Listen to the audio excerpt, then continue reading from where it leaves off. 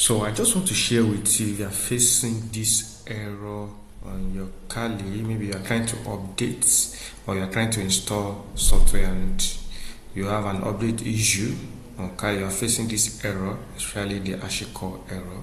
So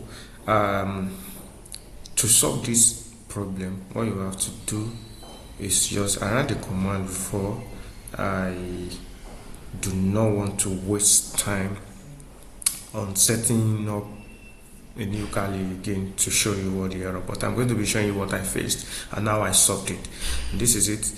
This is the I have so many commands, but this most successful one is what I'm going to be sharing with you, the one that worked. So you are going to remove the existing HashiCorp file, then you run this command to download a fresh one and overwrite it.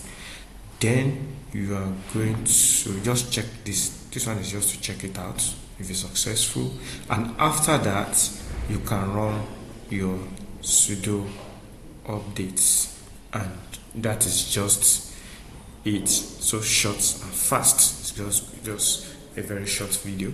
So thank you very much. I'm going to share the command and everything. I'm going to share it on the video description.